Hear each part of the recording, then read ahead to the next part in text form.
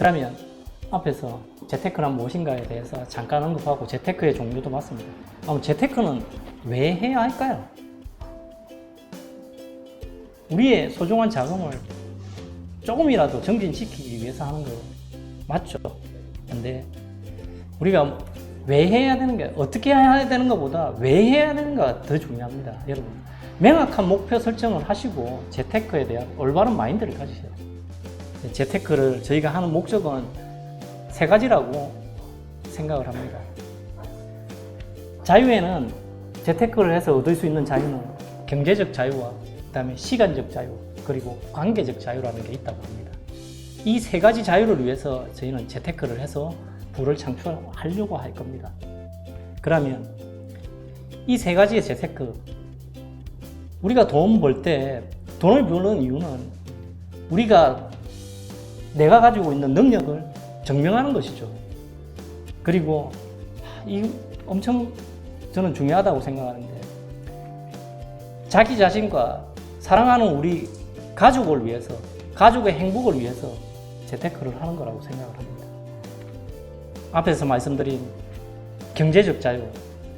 경제적 자유는 돈이 있으면 내가 하고 싶은 거 할 수 있죠. 물건을 사고 싶을 때, 안 그러면 내가 투자하고 싶은 거 있을 때, 이런 거를 할 수 있는 자유가 생깁니다. 근데 돈이 있다고 무조건 좋은 건 아니죠.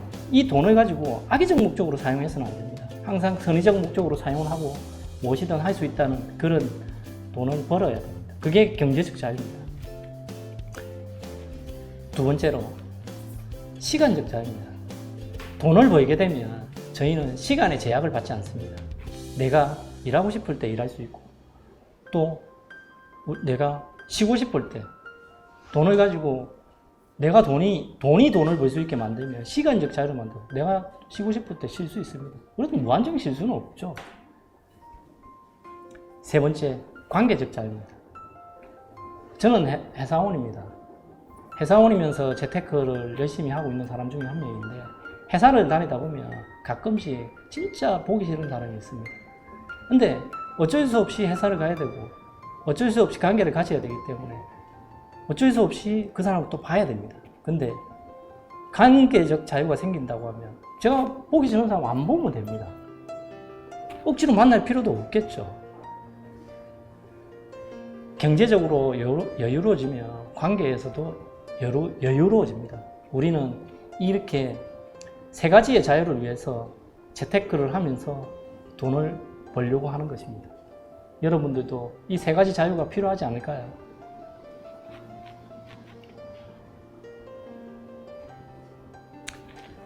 저희 사회 계층 구조 자체는 지금 현재는 부유층과 중산층과 빈곤층으로 나누어져 있습니다.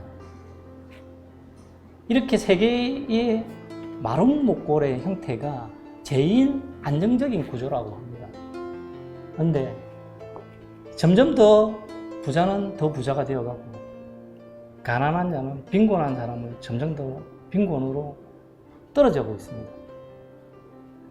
중산층이 점점점 사라지죠. 계속해서 뉴스에 나오죠. 중산층이 부유층으로 올라가는 사다리를 자꾸만 무너뜨리고 있습니다. 그러다 보니까 빈곤층이 계속해서 생기고 있고요. 많은 사람들은 정부가 개인의 노후를 책임져 주기를 원합니다. 근데 정부는 절대 그렇게 하지 않습니다. 베이비붐 세대의 저희 선배들이 은퇴를 시작했습니다. 그렇게 되면 정부의 연금을 계속 받게 되겠죠. 그 연금을 받기 시작하게 되면 정부는 돈이 필요하게 될 겁니다. 계속해서 재정이 악화될 거고, 재정이 악화되면 다시 세금을 걷든지, 안 그러면 재정에서 빚을 만들어서 재정을 만들 겁니다. 그렇게 되면 더욱더 중산층들은 없어질 것이고, 더욱더 경제는 악화됩니다. 회사원들은 이게 베이비붐 세대들이 연금을 받기 시작하면 사실상 중산층이었던 사람들이 갑자기 이런 연금이라든지 이런 게 줄어들게 되면 갑자기 하루아침에 몰락할 수도 있습니다. 그 몰락할 수 있는 사람들이 생기게 되면 중산층이 무너져 버리죠. 그 중산층이 무너지면 이렇게 모래시계의 형태로 바뀌어지게 됩니다. 저희 세대는 노령화 시대로 접어들었습니다. 벌써 2020년도에 노령화가 연령 인구 대비해서 16.4%로 급격하게 증가를 하고 있습니다. 그리고 15.4세, 여기 보면 65세 이상이 16.4세로 16.4%로 급격하게 증가하고 있고, 그리고 15세 이하는 급격하게 줄어들고 있습니다. 그진 50%가 줄었죠. 26%에서 12%. 그리고 고령화로 중위권 연령 자체가 44.3세까지 급격하게 올라오고 있습니다. 생산인구, 2040년이 되면 생산인구 100명당 노인을 65명을 공경해야 된다고 합니다. 사회가 이렇게 급격하게 지금 변해가고 있습니다. 그리고 65세 인구가 증가하고 있는 지역 자체가 상당히 많아졌습니다. 그 지역 자체가 어찌 보면 없어질 수도 있습니다. 그런데 젊은 사람이 많은 곳은 주로 산업단지라든지 안 그러면 중심지 쪽으로 계속해서 모여들고 있습니다. 이렇게 노령화가 진행되면 저희 중산층은 더욱더 중산층에 없어지게 됩니다. 기대 수명 자체가 OECD 기준으로 했을 때 여자는 86.3세, 그리고 남자도 이제 80세가 넘었습니다. 저희는 이제 앞으로 100세 시대의 인생으로 갈 겁니다. 가난한 사람은 더욱더 가난해지고 부자는 더욱더 부자가 될 겁니다.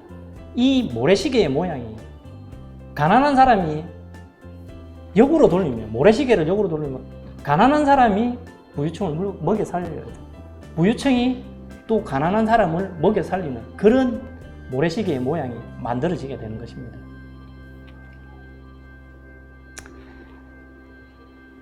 이 모래시계의 형태는 중간에 중산층이 없어져 버리고 부자와 빈곤층만 만드는 그런 형태입니다.